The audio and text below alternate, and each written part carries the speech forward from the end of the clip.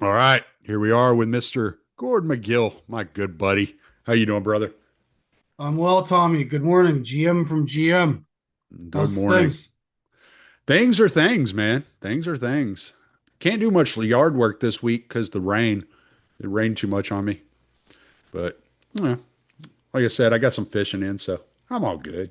I'm just chilling. Got to get back to work tomorrow, unfortunately. I wish they would just pay me to stay home. That'd be nice.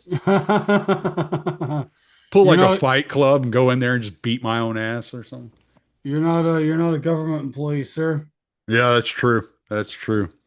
But yeah, I know things are good. I'm doing well. Wife's doing well. Everything's going well. How about you? How's your family? No, they're good. Kids first day back at school today. Took them down to town this morning. Clear blue skies. Nice, late summer day. Trying to wrap this book up. Um Fighting through late season allergies. I got a cold. I had a stomach bug I got from one of my kids last week, so it's been Mm, various stages of sickness here, so I might not sound the best, but other than that, we're doing good. yeah. So, are you ready to start advertising the book? Are you ready to start pushing it? Um, well, I mean, got a couple of weeks of editing here to get the final manuscript done. I think the publisher is going to begin the major marketing campaign in November. Mm, So I'm just gonna hang out and try and get it done by then. cool. That sounds good. Yeah, I'm gonna be doing my own. So the guy who started this publishing company, his name is Jeremy Beer. He was what a great name, Beer. He was one of the founders of this other website called Front Porch Republic, Mm, and he worked for another publishing company called ISI for a long time. So he sort of knows the whole industry inside out and backwards. And they've got their own marketing plan and channels to distribute the book. And I told them that I would try and deal with the like trucking side of it, hmm. leverage podcasts and shows and people I know, and you know, uh, go to truck stops, go to truck shows, do in person things. So I'll probably doing more of that next year once I actually have a physical copy in my hands. Right. There's going to be an audiobook version too, given that most of the people I'm writing this for are trucking. So um, I think I'm going to be recording it.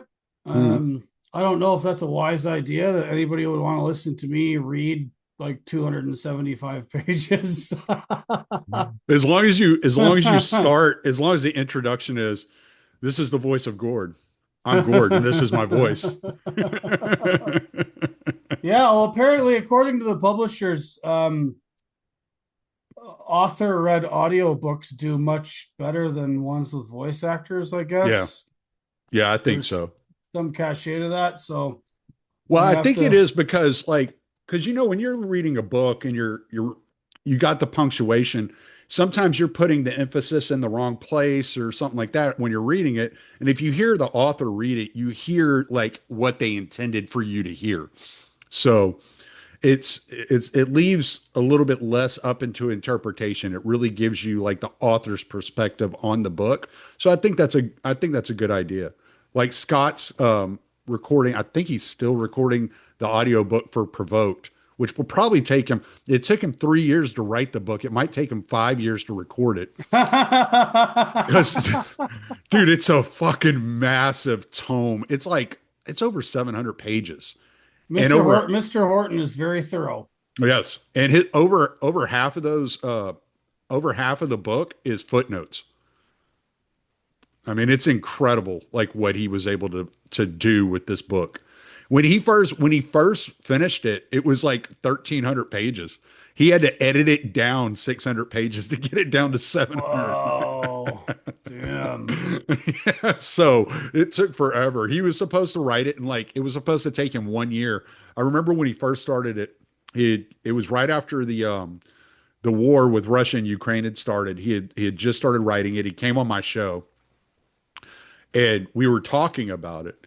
And he's like, "Yeah, I should be done by like November or December." And then like 3 years later, it comes out. Well, these guys approached me in November, and I didn't really start writing it with gusto until about February.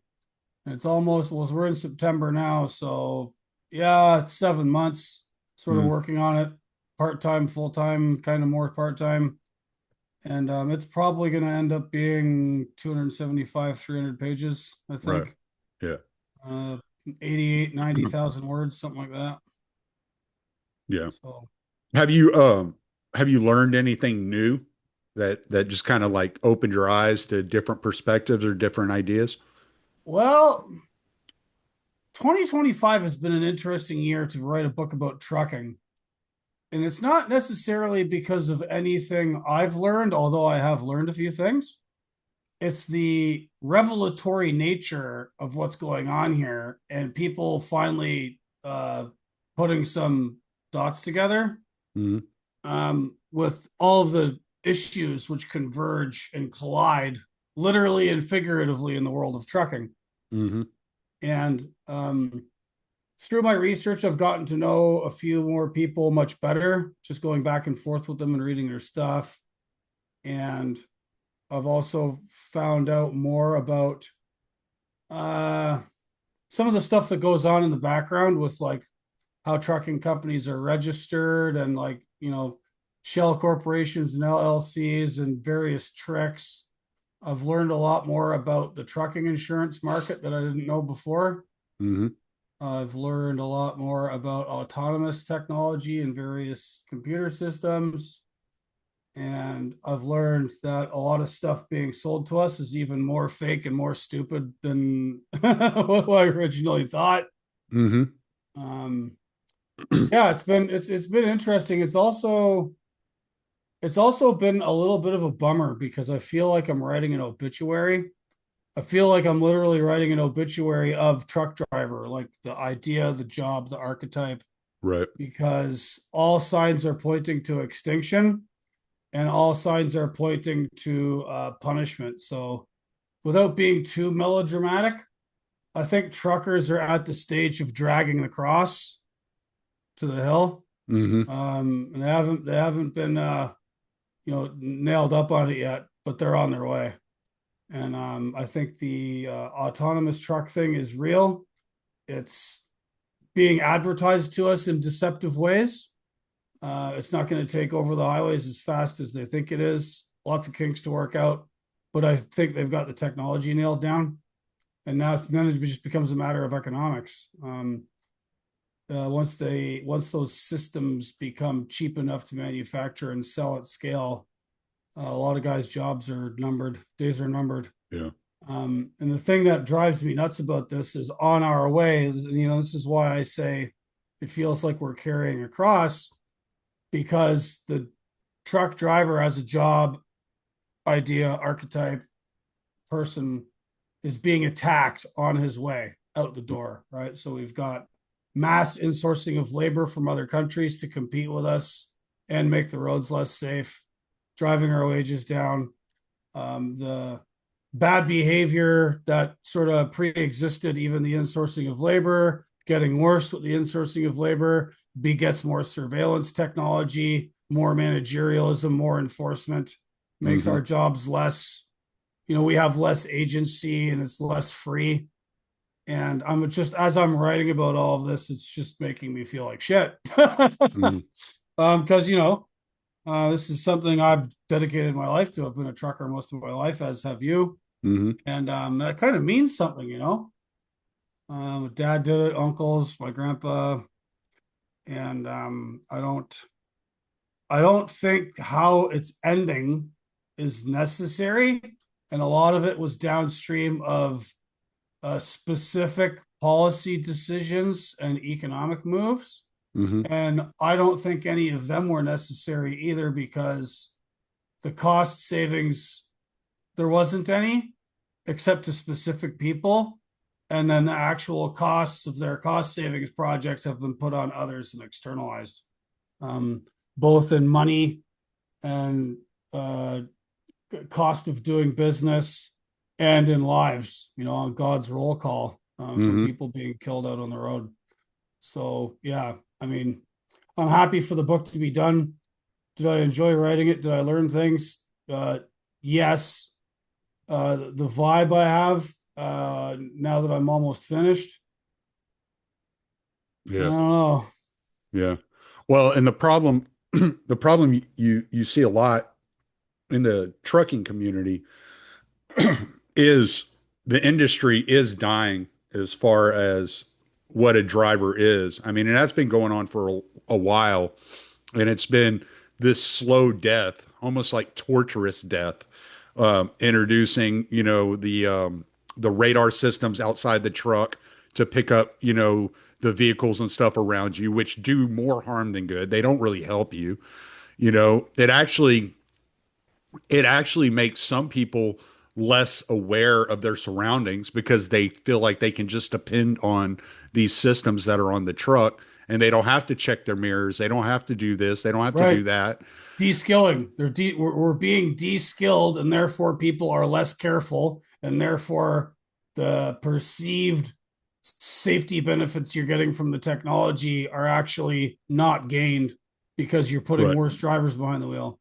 Right. And then those people that have like kind of like you or me put themselves in a situation for trucking to be, their career, and they're maybe 10 years into it, unlike us. Like I'm 20, I'll be when I'm 22, 23 years in, and I know you're over 20 years in. You're probably what, 25, almost 30 years in. Yeah, well, 28 since I got my license when I turned 18. Yeah. So So we're kind of on the back end of our careers, right? We're looking at getting out, and retiring and spending time with our families and doing different things. Whereas these people that are 10 years in still think they have like 15 years left. And they may not have 15 years left. There may not be 15 more years. depending on what part of the market they're in, that's true. One of the things I wrap up the book with, actually, one of the chapters and in the conclusion, is this question about those people that just recently got in and the people they're trying to recruit still right now. It's like, okay, so you have companies like Aurora and Torque and Kodiak Robotics who are pimping the robot trucks. They're explicit in their investor reports about coming to replace the American trucker and redirect his salary from the driver to the subscription service you're going to have to need to run these systems, right? Because you don't just buy a driverless truck. Right. It'll be bricked in your driveway if you don't pay your monthly subscription, right? It's going to be a parasitic relationship. But this is a legitimate question. What do you do with millions of truck drivers who you've just convinced to get into some of them you've just convinced to get into the business, and you're planning on throwing them off the deep end? And one of the things I say in this, the libertarian bros might not like this, but it doesn't matter. Politics doesn't matter. I mean, ideology doesn't matter. We have spent when I say we, I mean the American taxpayer has spent millions of dollars, hundreds of millions of dollars over the last several decades paying for truck driving schools directly through subsidies, grants, either to the student or the school itself to produce more truck drivers. Because, as I've said many times on your show before, the trucking industry has never done anything about its detention or retention problem or the Mm-hmm. churn. Just keep throwing more bodies at it, keep throwing more bodies at it. Well, would it not be fair to say that some of the bodies that did get thrown in, some of the guys that signed up voluntarily, whatever, are now facing extinction? Shouldn't the government bear some responsibility to retrain them, buy them out, do something? If you keep throwing money at truck driver training schools when autonomous trucks are 5-10 years out, they start making major penetration into the freight market. Then Mm-hmm. another 10 years after that, they'll have grabbed everything that doesn't require a human, right? I don't think they're going to let robot trucks have hazmats. I don't think they'll be doing oversized loads or bush work or, occupational sort of trucking, vocational trucking, as it were. I Mm-hmm. think a lot of that's still going to require humans, stuff like you do with the hitchhiker delivering building materials. There's going to be a certain part of the trucking market that remains human operated. But the vast majority of the freight stuff going up and down the road is going to be robots. All those people that we're about to unemploy, we have to think about that. Um, a lot of people freaked out in 2016 with the rise of populism, right? Like Trump coming along, Brexit, yellow vests in France, people uh, organizing to express their dissatisfaction with government and electing figures like Trump. What do you do when you take, I think there's 8 million people directly employed by trucking in the United States, right? Like 2 point something million drivers, mechanics, people that work at truck stops, brokers, distribution center folks, everybody you interact with, 8 million people. Now, let's say you take a quarter of that, 2 million of them, and render them unemployed in a very short period of time. What does that do to our politics? What is that, like these people vote and they're going to be unemployed and they're going to be angry. You thought Trump was bad. What comes next when you like kick all the truckers in the balls? Mm. You know? Yeah, yeah, because you're going to have a lot of angry young men, that are out there. I mean, I don't know, protesting is the right word, but they're going to be outraged. They're going to be loud, and some of them might be violent. Young men are among the most violent of any civilization, which is why they get sent to war, right? I know that as I've gotten older, like my tendency to like think about violence or like it's gone down substantially. But when I was young, it was like, let's fight, let's go do something, let's get into it. Like, and it's you enjoy it. You enjoy that contact, that thrill, that even if you're the one getting, the punishment, a lot of times it's fun. You're having fun, and so it's you're putting the most violent uh population out there. And maybe that's why they're like messing with the food supply, messing with the water supply, and increasing the amount of estrogen in men's bodies and, creating this beta male society that we're dealing with. Maybe it's all a like evil Oh boy. scheme, right? Wow. So we went full conspiracy theory. Why not? You know what? I've been for the last 5 days, I've been watching the Y Files nonstop. So the more conspiratorial it is, the better for me at this point. So just before I logged in with you here, Tommy, I saw that they're doing Thomas Massey is organizing some petition, and if he gets enough signatures, it'll start a process to get the Epstein files released. Mm, I don't know how much longer they're going to keep trying to get that happening. And then on your point about males, young males and violence, I saw a video of so there's this organization in Australia called the NSN, hmm which is, I don't know, they're calling them neo Nazis, but it's just like young guys saying, hey, enough's enough with immigration. And they were like marching to this place in Melbourne, and they had to like walk a couple blocks to get there and then organize and do their speeches or whatever. And a bunch of Antifa basically rushed them. So it's just like this huge brawl. He's just throwing punches, guys getting thrown around, hmm chaos, and then the video cut out. So like that's what I was watching before I came on your show. Yeah. Epstein, But yeah. The best of humanity, the Epstein files and Antifa versus white nationalists. Good times. well, I mean, whenever, like I've recognized this, I've watched this happen, and I'm sure you've watched it happen too, and kind of been curious about it. It's like the worse the prospects for future development and for future like prioritization and future wealth and prosperity, the more ideological the young people get.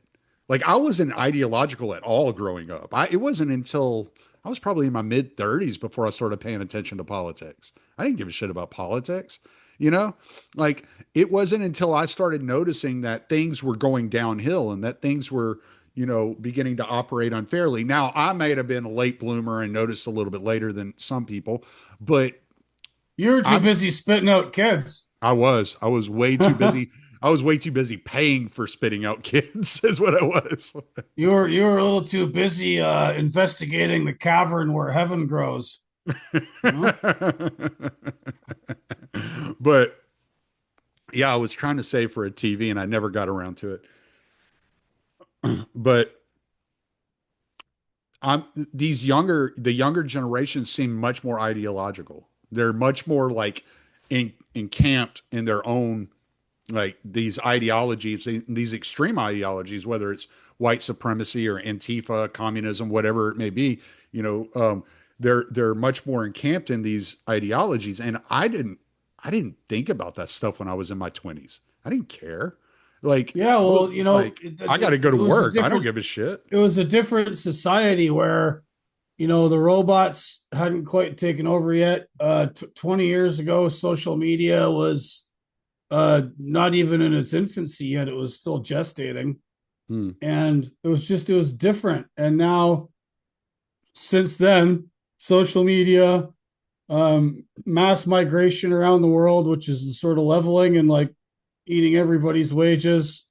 Now we have these quasi AI technologies and large language models and all that laying significant numbers of people off. The job market sucks. The housing market's like super expensive for most people to buy a house.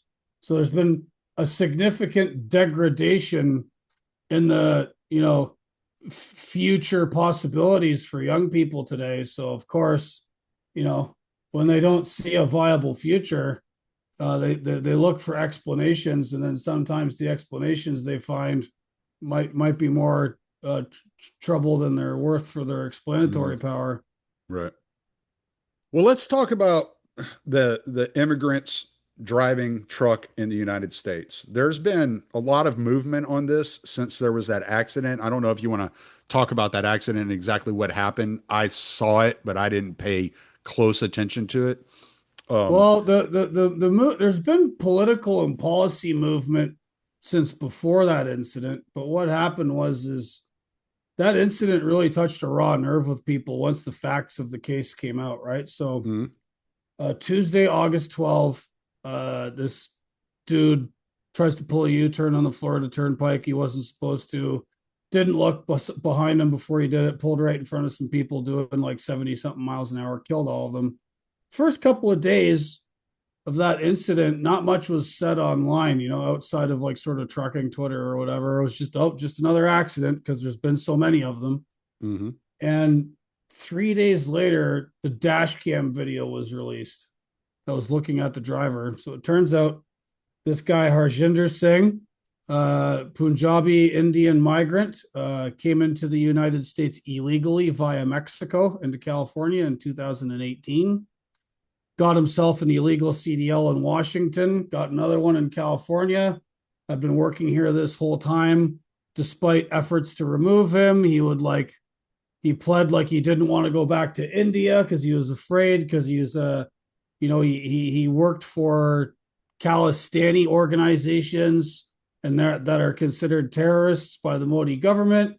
But then he also told his friend he was only in America to make money because that's what most people come here for, is to send remittances home because mhm, American dollars go a long way where you come from and it's too expensive to live here. So they just come and work and leave.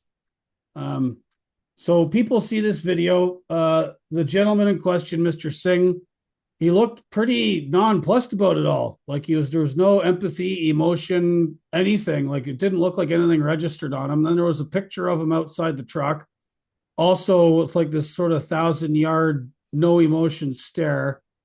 And all the facts of the case come out at the same time as this video. And so mhm, people start losing their fucking mind, right? That video went viral, millions and millions and millions of views, ends up on like all the usual sort of right wing conservative leaning outlets. And people are like, WTF, how did this guy get here? Yet another example of the failed immigration policies of Biden. And then they started asking questions about the trucking stuff. And it gets political because, Ron DeSantis accuses Gavin Newsom of giving him a CDL, but he originally got it in Washington. But when you examine the fraudulent issue of commercial driver's licenses in America, mhm, Florida is in on it as well. mhm, So I'm friends with this guy named Shannon in Arkansas. He's sort of like the leader of this little group called American Truckers United. Him and his boys have been doing a bunch of research into the unexplained increase in the issue of CDLs since the Biden 2021 trucking action plan. And his research shows that Florida is just as bad as California. This is bipartisan. It's not red state, blue state. It's not like, you know, places like California or Washington that, allow, what's the word for like having a bunch of immigrants and protecting them from ICE? Sanctuary states, Mm-hmm. right? It's not just sanctuary states. This is an economic program. And the economic program is this: 2021 trucking demand spike. Everybody's at home getting COVID money, ordering things online. Big spike in demand for truckers. Truckers start making a lot more money than normal, which is fine. Economic cycles comes, goes, good, bad. Mm-hmm. But, everybody is a capitalist until the price of labor gets bid up. And then they become raving socialists that want help from the government to push those prices back down. Mm-hmm. So our friends from the American Trucking Association, who began to shed drivers at an even faster rate than they normally do, because those drivers are going to work for other smaller companies that were cashing in on the COVID demand spike. So the ATA comes to Biden and says, we got a problem here. We need to get more truck drivers because they're getting paid too much and they're quitting and leaving us, and we need help. So they do. So the Biden administration tries to do, the right thing by talking to a number of experts in the field, including this guy, David Carell from MIT, who's a data scientist and has been studying the efficiency of our supply chains and specifically trucking. Carell tells the Biden administration in testimony, America does not need more truck drivers. America needs to utilize the trucking capacity it already has more efficiently and effectively. My data shows that 40% of America's trucking capacity is sitting at docks waiting to get loaded and unloaded all the time. If you eliminated that or significantly reduced it, you would free up more capacity. You don't need to hire more drivers. You don't need to insource anybody. You just work with what you got. You make it better. Mm-hmm. Steve Viscelli, who wrote the book, Big Rig, Trucking: The Decline of the American Dream, also told them basically the same thing. Also, hey, pay guys more. Don't treat them like shit. They won't quit. You'll have drivers, right? What does Biden and Pete Buttigieg and his buddies from McKinsey, who ran this task force, do? Ignored all of that. And the accusation from my buddy Shannon from his research is this, and it's being investigated by US DOT right now. Investigations are ongoing, is that the Biden administration worked with between 10 and 14 states to reduce the requirements to get a CDL. And in the 12 months after that task force, this cooperation between Biden and these states effectively doubled the number of CDLs that would be normally issued in 1 year. They did that without hiring more driving examiners, without having more truck driving schools, largely without employing more Americans. And it's looking like the extra 400,000 CDLs that were issued in 2022, largely to migrants, refugees, legal, illegal, whatever, because Biden had opened the borders up. And I don't even know what's this sort of standing assumption right now of how many extra people moved to the U.S. between 2020 and 2024? Is it like 20 to 30 million? 20 to 30 million. So Biden gave a bunch of those people CDLs. Something interesting in the research myself and a number of others have been doing about this is that the sort of some of your listeners will be aware, and you'll remember this town in Ohio, Springfield, that just had plunk thousands of Haitians dropped in it. Yep. That was because they were eating the cats and eating the dogs. Eating the cats, eating the dogs. Yeah.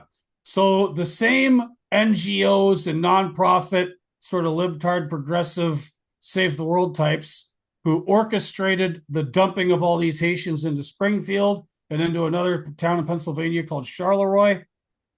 Many of them are implicated in this program to give new arrivals to America CDLs. They have their own programs to pay for it, to get government money, transfer it to migrants and refugees. Here, go get your CDL, right? So it's this other, at the end of the day, we're all paying for it, whether it depends on how it's being shuffled around.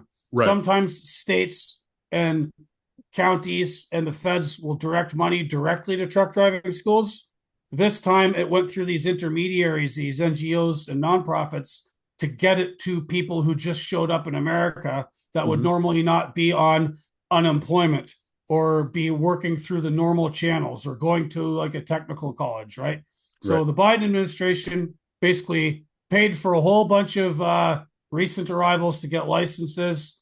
The level of training and vetting those people went through is seriously questionable and suspicious. Mm-hmm. And they are showing up in these accident numbers like crazy. And then there's the anecdotal evidence from fellow drivers like yourself and all of my friends that I still talk to on the road that, Mm-hmm. you know, it's basically like something like a third of the drivers on the road nowadays are migrants. People, or they might even be legal immigrants that have been here for a while. Like there's been Somalis getting in the trucking business up in Minneapolis for years and years now. Indians in California.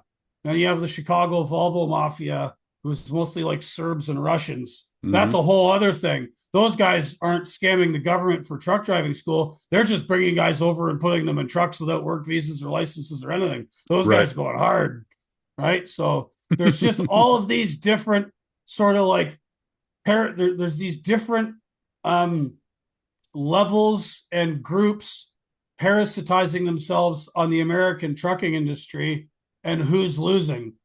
I've been unemployed for 2 years. Who's lobbying for this stuff? The American truck. Well, so here's a funny one.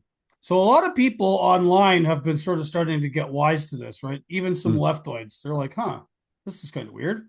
Yeah. It must just be like, oh, it's just those corporations doing it again. There's a nuance to this. The American Trucking Association, I think, kicked themselves in the ass. So they lobbied the Biden administration for this trucking task force to like get new drivers, get more people.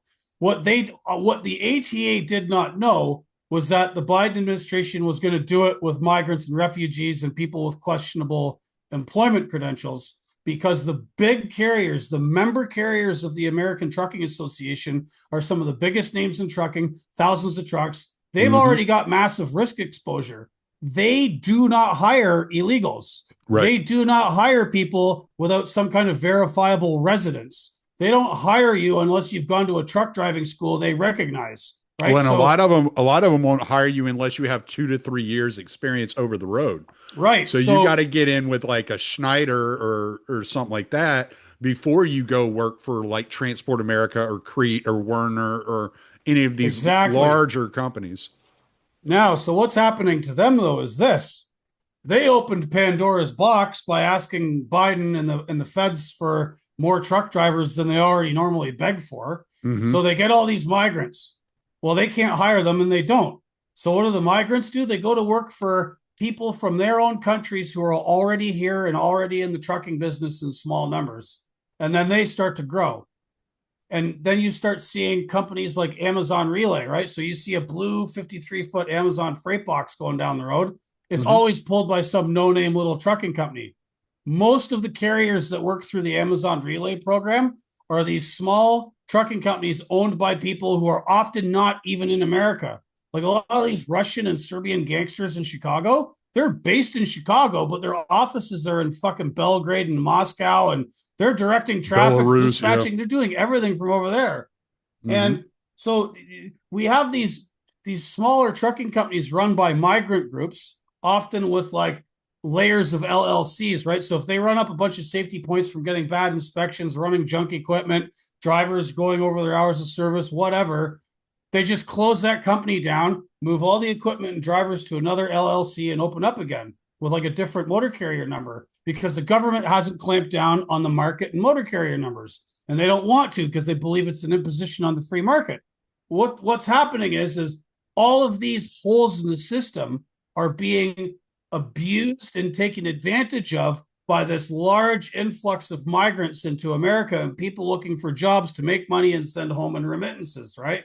Mm-hmm. And unfortunately, because these companies are dodgy as shit to begin with, their number one priority is not the safety of the American motoring public. And if they crash the truck and lose their insurance, they'll just find somebody else to give them insurance, because there's 3 big insurance companies who are giving insurance to these friggin' people for some reason I can't understand. And I've tried to get those insurance companies to talk to me and interview for the book, and they won't. I've had a lot of trouble talking to certain people. The trucking industry is so fucked up right now that certain actors within it know it's fucked up, and they know where the bodies are buried, and they know what's going on, and they won't talk about it because they don't want to get shit. Insurers, I've had a couple of attorneys talk to me, like accident attorneys, they've been happy to talk to me, but like other lawyers for like bigger trucking companies and other Hmm. stuff that's happening, nope, won't talk. The Teamsters, myself and the current president of the Teamsters, Sean O'Brien, have Hmm. written for three of the same publications: Newsweek, American Compass, and Compact. Okay. O'Brien and I both released articles on trucking at American Compass on the same goddamn day. Mine came out in the morning and his came out at lunchtime.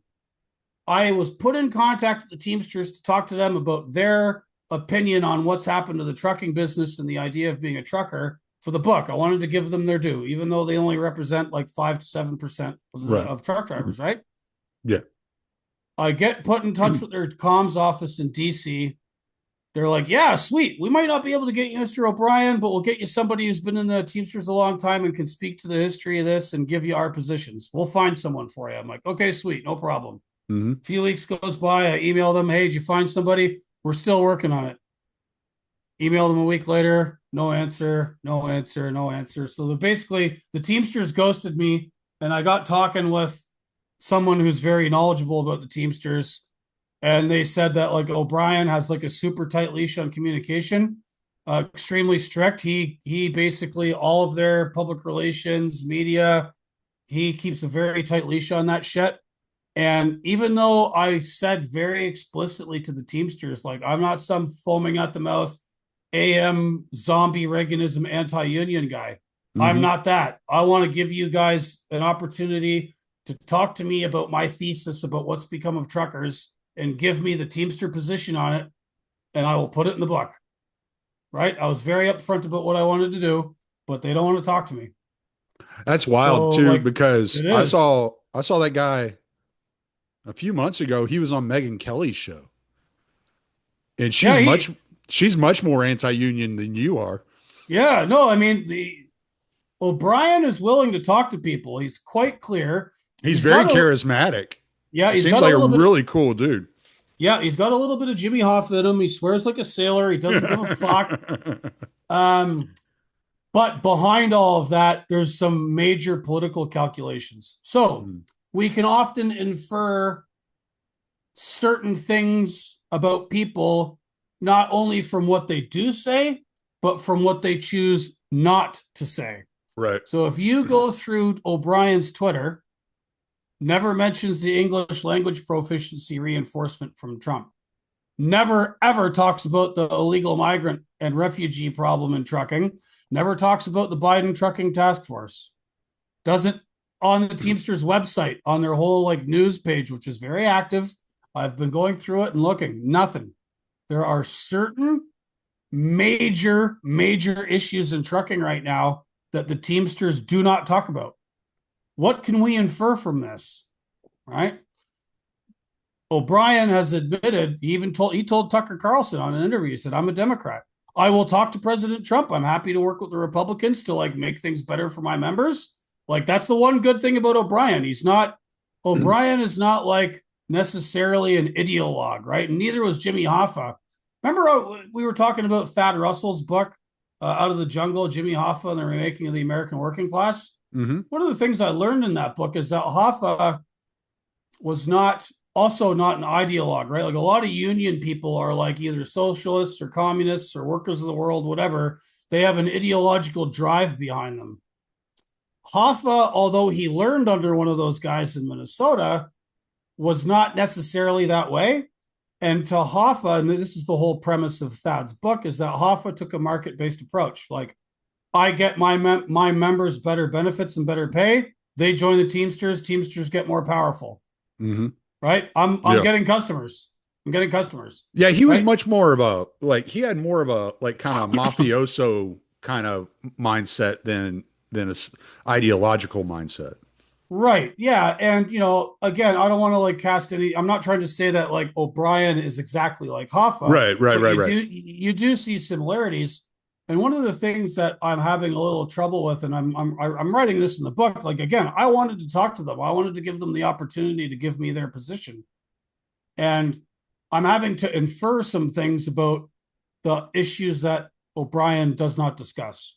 And from where I'm sitting, something's going on with the Democrats where he will not criticize the Biden trucking action plan, will not criticize mass migration or how it affects trucking.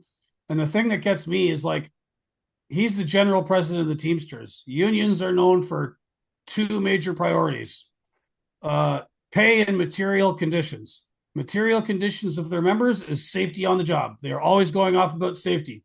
If you're a Teamster and you're driving on the highway, you are tangling with the same idiot, insourced, unvetted, untrained, illiterate fucking laborer behind the wheel of an 18 wheeler they shouldn't be behind as Mm-hmm. anybody else.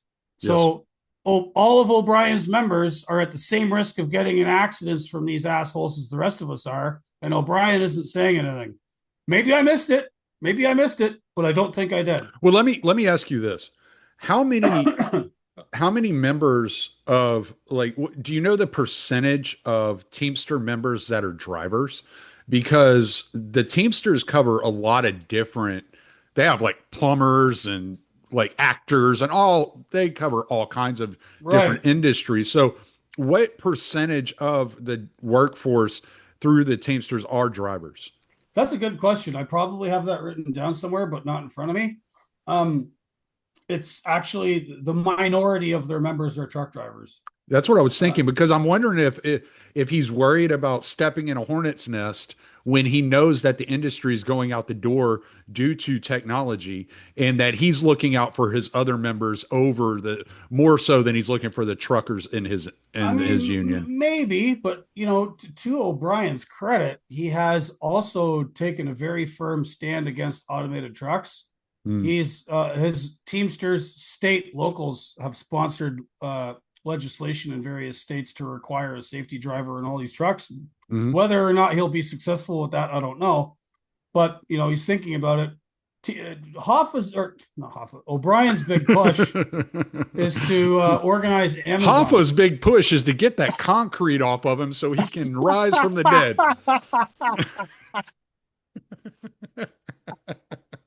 You got me on that one, Tommy. So O'Brien's been very upfront about wanting to organize Amazon, Mm. like the whole thing, the distribution centers, their sorting warehouses, all that stuff, which is fine. And he does know that Amazon Relay is using all these insourced, scummy little trucking companies that abuse foreign drivers, indentured servitude arrangements, low pay, dangerous trucks, safety issues out the wazoo. But again, his seeming reluctance to approach that head on makes me wonder. But anyway, Yeah, no, I'm just wondering if he's like concerned about the rest of the Teamsters a little bit more. He's worried about the truckers at this point because he doesn't see a way to stop the innovation from moving forward. Um, I mean, maybe if that's possible. But if he is actually saying that, he's holding it close to his chest, right. and he's allowing his member locals to make legislation against the autonomous vehicle Yeah, because a stuff. lot of people don't understand that. Like, they think like joining a union is very easy, and there's like really stringent like testing that goes into joining a union. So you're not going to, like you said, you're not going to get these illegal immigrants in the Teamsters. That's not going to happen. And the illegal immigration on the road driving truck is going to affect the Teamsters as far as safety goes, and rules that come down from the federal government, because they're going to start passing these more stringent rules. Now, at the moment, it looks like what they're focusing on is the language barrier and legal requirements, as far as like legal immigrant requirements for getting a license, which I think is fair. I mean, the language thing has been on the books since 1930s. Am I Yep. right about that? It's been Yeah, on the yeah. books for a long It's time. been on the And then books, and then Obama stopped enforcing it in 2016. the day I recorded with Badia, there was another law that the Trump administration, it might have been an executive order that he signed or something like that. Something else that he pushed through that had to do with illegal immigrants and trucking. And because I remember that because me and Bacha were joking that we're going to give you credit for that, even though you're Canadian. Yeah, no, I think that was the signing. That was the executive order. That was back in April. It Yeah. came into effect in June 25th. And then Marco Rubio a couple of weeks ago said they would no longer accept a number of different classes of visa drivers from anywhere in the world anymore. The problem with Rubio's announcement, there's several problems with Rubio's announcement. He said it's a pause. Mm. We don't need it to be a pause. We need it to be permanent. Yeah. We don't need more drivers. We've got tons Put here. it into this bullshit. Yep. Well, It and it's needs like if you need more drivers, why are you recruiting from other countries? You're recruiting the homeless from other nations. Well, we have homeless in our own nation. Like there's some of these guys, I see them all the time. I know like some of these guys actually want to do something. They want to work. They want to get off the street. Some of them are veterans. They just don't have a chance. I remember when I got out of the military, I was out of work for 10 months. It was hard for me to find a yeah. job. That's how I ended up trucking. And Yeah, it's a hard transition. it was only because my mom had connections with Halliburton that was able to get me in the door. And then when you talk about COVID and you talk about the scarcity of drivers during COVID, shit, I know I have a buddy of mine. You know him too, but I'm not going to mention his name right now because I don't know if statute of limitations has passed. But his company had him running for 18 to 20 hours every day to and there was an exemption form that came through for necessary items like foods and stuff like that you were able to during the COVID period you were able to run I think 16 hours a day, but he was running like he was doing 1,000 miles a day sometimes. I mean Yeah, no, he was running. yeah, there was an emergency hours waiver during COVID. One of the funny things about that is when that waiver was in place for about 2.5 years, and when they ended it, I can't remember. It was Overdrive magazine either did the study themselves or they reported on the people who did, where they went back through and went through all of the collision data during COVID to find out if anyone involved in any collision or incident was operating on one of these waivers, and they could attribute that collision or incident to those people being tired from like working too long. And out of all of that, there was only two, and it was two little local propane delivery trucks like I used to drive, guys that would go home every day anyways. Mm-hmm. Minor instances of bumping into stuff. Nobody got hurt, but nobody driving an 18-wheeler in the United States during the COVID hours waiver got in any incident whatsoever, which brings the whole thing into question. Why micromanage us and tell us how to operate when we do manage our own affairs, even in an emergency? I know when I'm tired. Most professionals are like, that's it, I'm going to bed. Yeah. All right. Okay, so in 2003, when I got my license in 2003, the regulation was 16 and 8, right? So Yep. you had to have an 8-hour break between every 16-hour workday.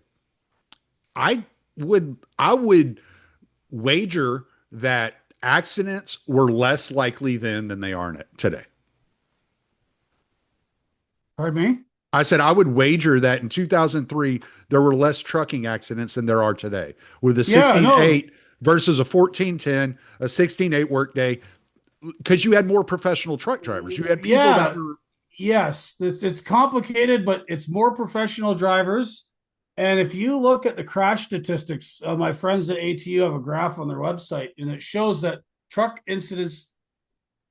collisions involving fatalities were on a nice long downward slope all the way to 2015.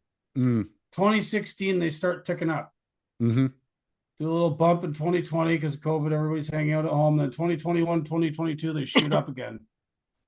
What happened in 2016? Obama waived the out of service orders for English language proficiency. What happened in 2021?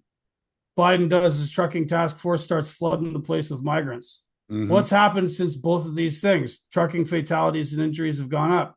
It's not because these people are necessarily from some other country or another culture, although that's part of it. It's because all of the loopholes that were opened to let them in here imply a reduction in training and requirements and safety vetting in order to facilitate bringing them here in the first place, right? We're not, the whole trucking task force thing where they doubled the number of CDLs.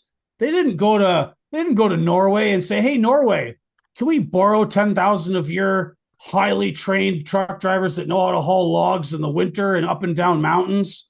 They didn't go to Right. Australia and say, "Hey, can we get like 20,000 a year truck drivers that pull road trains and do heavy shit and like really know what they're doing?" We didn't get the cream of the crop of the world's truckers. Biden just took whatever fucking biomass washed up on shore and handed them a CDL. And Mm-hmm. look what happened. Well, okay, so let's get back to the specifics of Mr. Singh. So I have some questions about his particular situation. So you said he crossed over in 2018, and then he was 2018. Yep. so that was when Trump was president the first time. Yep. And then he was able to get a license in Washington. And Right. then Illegally. and then he got another license in California. What is the time frame between the licenses? Because if I'm not mistaken, at least here in Texas, like when I get my CDL, when I go renew my license, it's good for 6 years. Right. So here's the deal. This is the great question. This is nuance and details. Buddy crosses the border into California in 2018 illegally. Hmm. Somehow he gets work an employment authorization document during Trump's tenure. I think this guy claimed that he was like a political asylee, like Hmm. because he's a Sikh and a Khalistani or whatever. Okay. Um, there was several attempts to get him to leave when like his visas were running out, Hmm. and somehow they just kept getting renewed or reissued new version of it under Trump and Biden. So this is both administrations. The license he was issued in Washington state was illegal because under the law, his the visa he got because it was based on an asylum claim, Hmm. that does not allow you to get a CDL. Washington gave him one anyways. Buddy moves down to California, goes to work for a trucking company out of Fresno, gets a California CDL. California takes his Washington CDL and then basically considers it equivalent, but Hmm. they never canceled it. So when he got pulled over, he had two CDLs on him. You're not that's against the law. Hmm.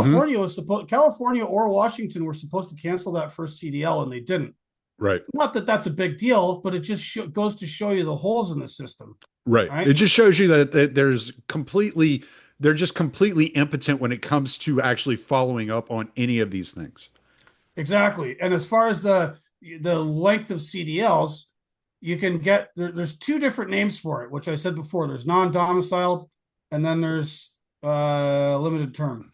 Hmm. And if you get a CDL after showing up here as a refugee or asylum seeker or whatever, and they give you some kind of temporary work authorization, that CDL you get is supposed to expire when your work authorization expires. Hmm. Not 6 years, not 4 years. If you have an employment authorization document from the feds for whatever reason you're here, when that expires, the CDL is supposed to expire at the same time.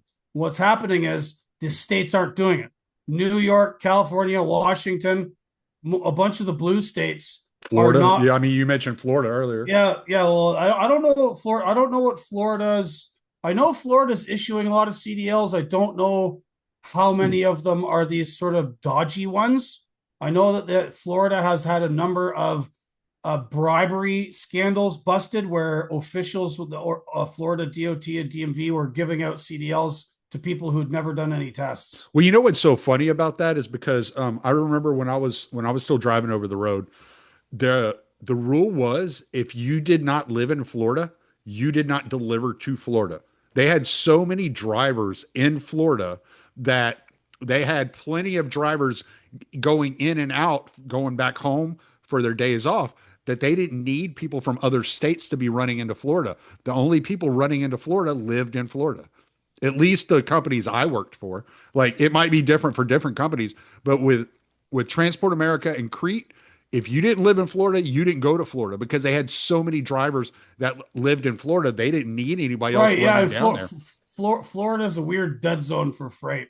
Yeah. There's usually almost nothing ever coming out. Well, you would think with all the ports, like they would be shipping stuff. right? The access to the I mean, ocean. there's some stuff that comes out of Miami, and there's like lumber and various other things in the northern part of the state, but like South Florida is a dead zone. It's just people live there, so you deliver stuff to them, groceries, all kinds of goods, Mhm. and then there's just nothing coming out. It used to be you would always get like your tropical fruit, your orange juice and stuff like that, but like all the orange groves got killed a few years ago for some reason, right?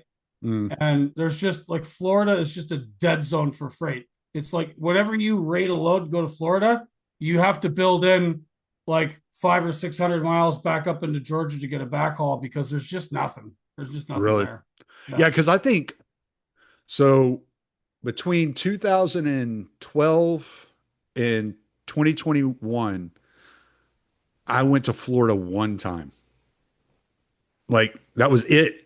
All the miles up, I spent more time in New Jersey and Chicago than anywhere else. And I was Yeah. I just mean, running between O'Hare and Newark Airport. That was it. Just back and forth, back and forth, back and forth. yeah. When I was OTR in the US a long time ago, I think I only ever went to Florida 4 or 5 times ever. Mm, That was always with a flatbed. I was hauling steel to some joint in Miami. I remember hauling these really long crates with helicopter blades in them.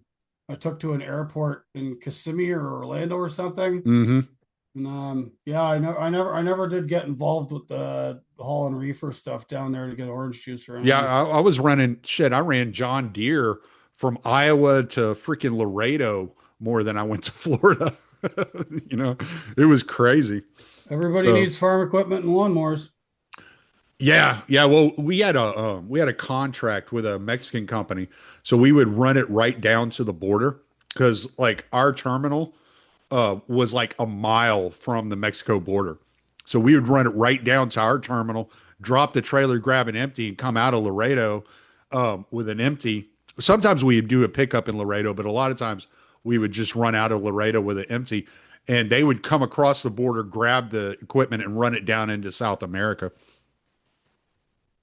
Yeah, that sounds about right. Yeah, not too many American or Canadian truckers go into Mexico. Mexicans basically handle everything because the language barrier, right? Like, so here's the thing: North Americans, broadly speaking, speak English. All the road signs are in English. It's the lingua franca of our communication with one another. Hmm. Yes, there's some edge cases of people speaking other tongues, but the language of business is English. The language of road is the English. Hmm. In Mexico, it's Spanish.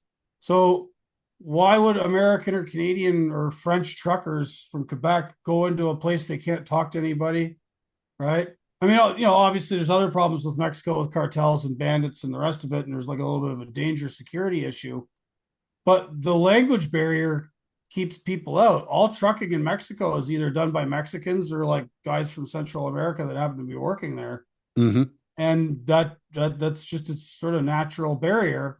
And what they're trying to do with the United States and Canada is say that shouldn't be a barrier anymore. It doesn't matter how you talk or communicate, you can just come here and work, which is to serve the interests. We could get deeply political about Well, we this. had talked about this. We had talked about this last time you were on. I think that was in March, February, March, somewhere around there. And I had just gotten back from Namibia, and I was telling you how confusing it was learning to drive there. I mean, it. I mean, I'm a professional driver. I've been doing it for a long time, so it didn't take me but a couple of days to figure it out. But if my father-in-law wasn't with me, I wouldn't have known what half those road signs meant because they don't use words. It's just numbers and colors and I don't know. I wasn't trained to read that stuff. And in in Namibia, they recognize an American driver's license as legitimate. So I could go over there and just rent a car and drive, and no testing, no questions asked, right? But if I didn't have some sort of knowledge that okay, these people drive on the other side of the road, number one, number two, I don't know what any of these road signs mean and I had somebody there to interpret it for me. That was the only reason I was okay, is because I had somebody to tell me these people are coming over here. They don't speak the language. A lot of our road signs are actually written out in Word. In a lot of other countries, it's not. It's symbols, it's colors, it's numbers. You Yeah. don't get Well, words. well, another thing too is with the again with the it's getting back to the language thing, and this should be obvious, but you never know. Um, Construction signs, warning signs often are in English. Hey, Right. left lane closed in 1.5 miles, reduce speed to 40 miles an hour, live work zone. Or if you're coming into Wyoming, 80-mile-an-hour wind speeds, all trucks must park. And Right. then some guy from Somalia just keeps going, right? Like, and then gets blown over. Yep. Donner Pass, chain law in effect. All of this stuff is in English. You come down some mountain in Colorado, the top of the mountain, there's a big old sign saying pull here, check in your brakes, and there's a map of the downgrade with Hmm. like all of the different grade changes, how long they are, how fast you're supposed to go, what gear you're supposed to be in. There are guides for this stuff. It's all in English, right? There was Hmm. a really famous crash in Colorado a few years ago where this guy come down I-70, lost control, lost his load, crashed into another vehicle. It started on fire. 4 people were killed, and they were going to put this guy in jail for 110 years. The governor commuted his sentence, but it turns out that like he drove by a bunch of like runaway lanes for downhill trucks that have lost their brakes because he didn't know what they were. The Yeah. guy was from Cuba and never learned English before he got his CDL. Right. Yeah. I mean, I've often told the story about going into Wyoming, and I was crossing through had to cross through Elk Mountain. And as soon as I got into Wyoming at the weigh station, it says all trucks must stop. I was like, all right. So I pull up, I pull on the scale. They're like, hey, we need you to come in with your paperwork. I said, okay. So I run in with all my documents, my load slip, everything. They look at the load slip. There's like 13,000 pounds. What are you carrying? I was like, it's an Amazon load. I don't know. And they're like, you're not going to be able to go. And I was like, why? They're like, you need at least 30,000 pounds on your trailer to make it through Elk Mountain right now because the winds are at 75 miles an hour. Like, if you don't know like what this is saying, you just keep rolling, and Yep. I wind up in Elk Mountain and I flip over, and anybody can go Google, you can go to YouTube and you can look up Elk Mountain 18 wheeler turnover. There are thousands of them. It happens all the time. The wind, it funnels in there because you're in a mountain pass, and that wind just funnels in there and it just rolls trucks over left and right. And if you don't weigh enough, you're not going to be able to keep your wheels under you. Yeah, there's a very famous area in Canada like that. When you take the ferry to Newfoundland from Hmm. Nova Scotia, so you get on the ferry at North Sydney, take the boat ride over to Port aux Basques. Now you're on the west side of the island. It's another 500 miles to St. John's yet. You can take the ferry goes around the other side, but it costs a lot more money. Anyhow, when you get off that ferry a couple miles from Port aux Basques, there's an area called the Wreck House, and it's basically this weird spot where the road is a really narrow strip of land between the sea and the road and the land, right? It's like kind of cut out.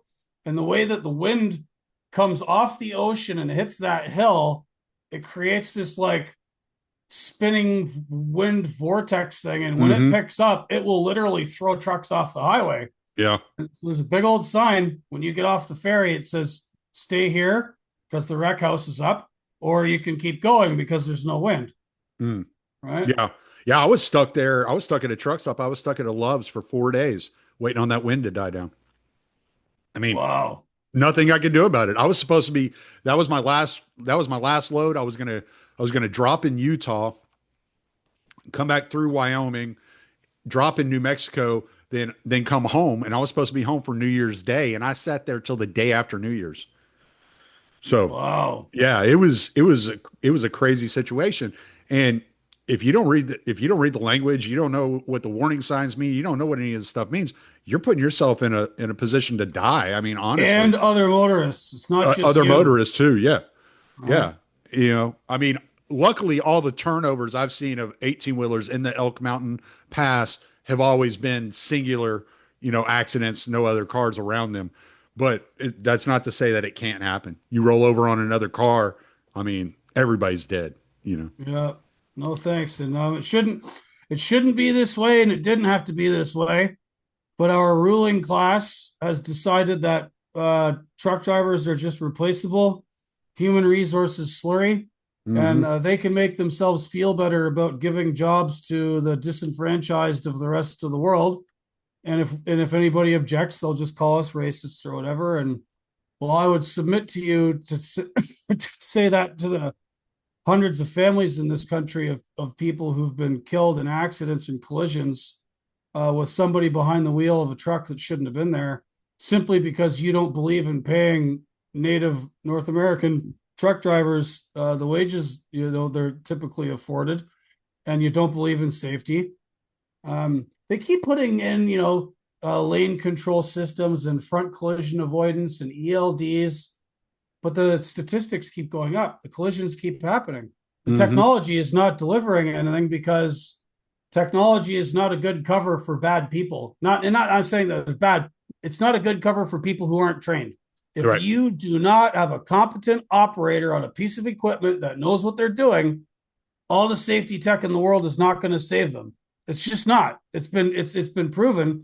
The problem. I had a really interesting conversation. You'll like this, and then I got to go. Yeah. But I'm interviewing one of the few insurance guys that would talk to me. In fact, he wasn't an insurance guy. He owned a bunch of trucking companies, but he had dealt with insurance people long enough that he thought he could offer me some insight, because this gentleman was told by the person that connected us that Mm-hmm. I was having difficulty finding insurance people to go on the record for the buck.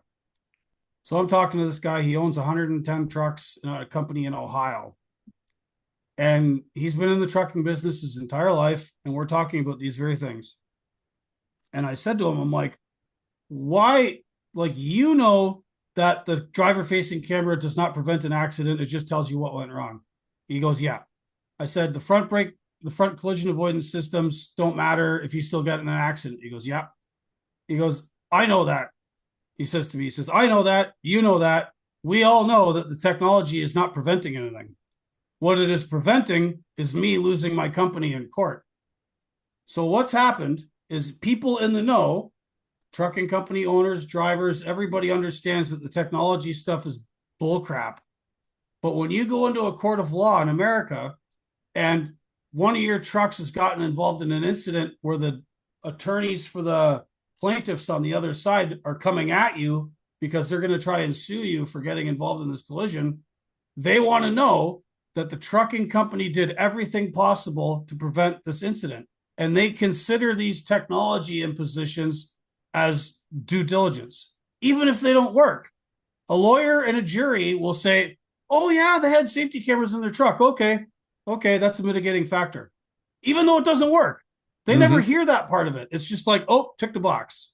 So, on the off chance you ever get in an accident, on the off chance you as a professional operator are ever involved in one of these incidents, the reason that you are being insulted with a camera staring at you and being forced to drive a truck that tries to let you not change lanes on your own when you're trying to avoid an alligator or something, and that wants to fight you, and then a front collision avoidance system that gets spooked by shadows and slams the brakes on and might put Mm-hmm. you into a jackknife situation.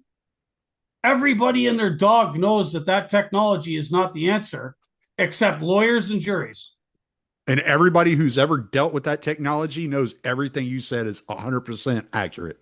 Right. A Oh, and the hundred salespeople percent. and the people selling it. The people selling it will tell you, Gord, you're 28 years behind the wheel don't mean anything. Our our camera right here means everything. Yeah, which is bullshit. So yeah, that's All what we're right, up buddy. against. Plug So plug everything you got going on. you can find more of my ranting and my own podcast called The Voice of Gord at autonomoustruckers.substack.com. I've been known to write for a few magazines. The Blaze, Newsweek, The American Conservative, American Affairs Journal, American Compass, a bunch of other ones. I am 1776. I'm writing a book called End of the Road Inside the War on Truckers. Yeah, There we there it go. goes. It's publishing in March. There will be an audio book, a Kindle e-reader version, and a paper version. Pre-sales open in November.